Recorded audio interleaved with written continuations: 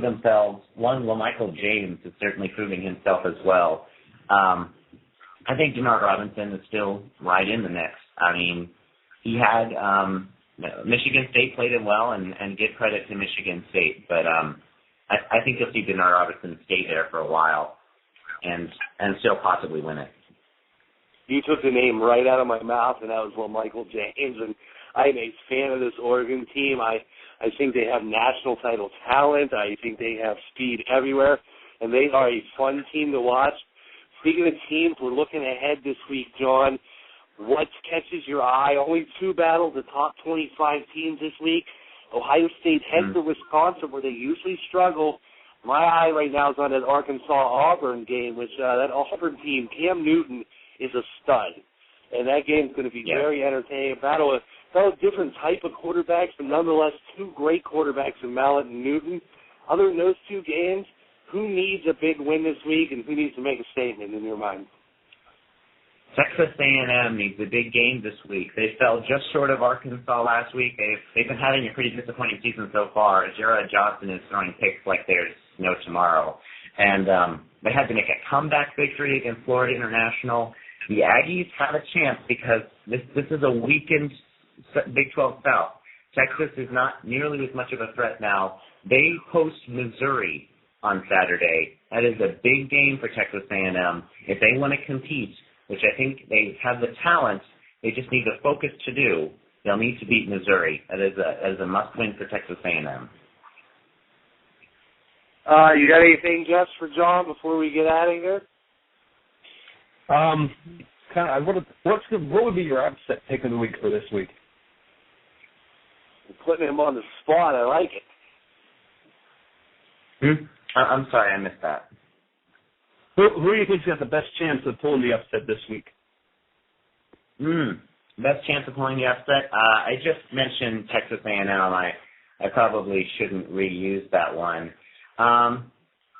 There's another interesting one in Mississippi State at Florida. The Gators are playing really badly right now. Wouldn't be at all surprised if we see a Mississippi State win there. Other than that, though, I think that would be my call. Probably, I think if I had to call on Mississippi State over Florida.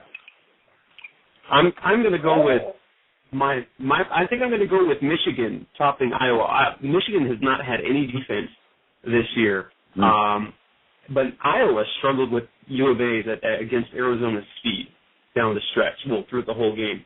The speed of Michigan's offense will give them fits. And if Michigan can put the points up, I think that's going to be my pick this week to say, hey, Iowa's going down this week. My pick, guys, I was leaning towards Wisconsin over Ohio State, but I got my eye on the Kentucky Wildcats. Big letdown game for South Carolina after beating Bama. Randall Cobb is as exciting as a player there is in the nation. I think he makes a difference. At home, Kentucky steals one against South Carolina this week. Yeah, South Carolina getting cocky. There you go. John, it was a great job as always. Thank you for coming on. I will be in touch in a few days. Make sure you check John's writing out on Sports Haze along with all of us. Anything you want, you can find on sportshaze.com. A lot of talented writers, especially your college football stuff. John Hertzberger is your man. Thanks again, John, for coming on the show. You're welcome, guys. See ya. Love talking college football there, Jess. John is very good. Love the little back and forth discussions. One last discussion, and then we're going to get out of here. And we're gonna go to the world of the NBA, where go figure, Gilbert Arenas is in the news again. And I just kind of caught wind of this story today. But did you see Gilbert Arenas was fined by the Washington Wizards for faking a knee injury? What in the world is that about? Yeah, I wondered. I mean, can this guy make a smart decision at all? It would seem that no. And honestly, I think it came out of good intentions. I think he was honest in his saying that he was just looking to get his teammate a little more playing time. But the thing is, he can't afford that. He doesn't have any goodwill left that he can do that. he's got to be on the straight and narrow constantly. And his reaction to it wasn't great. It was almost a little flippant, like, I guess he screwed up again. And that's the part that troubled me a little bit.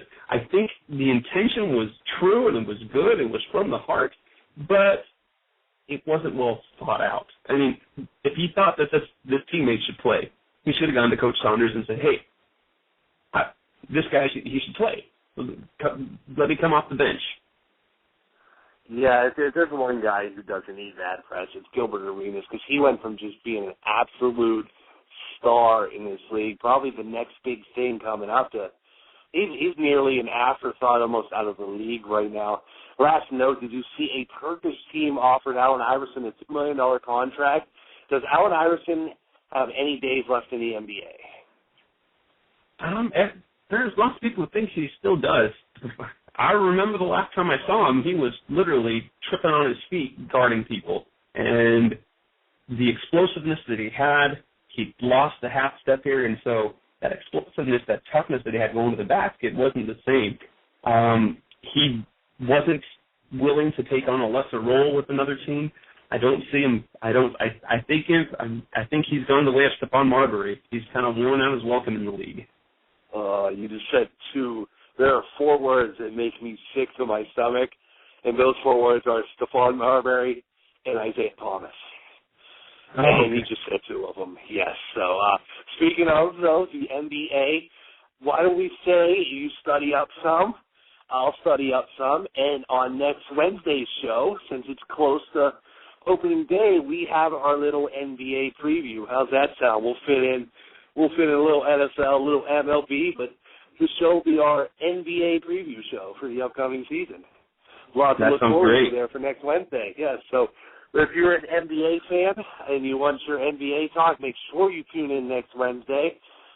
We will be having our NBA preview show. We're going to tell you who's going to win the NBA title. We're going to tell you who's going to win the MVP, the Rookie of the Year, all that kind of good stuff. Only here, next week's show, the Sports Haze midweek roundup. Make sure, again, you stop by sportshaze.com, check out all your good stuff. Tune in next Sunday, or this coming Sunday. We'll have all your MLB, NFL, and NCAA stuff.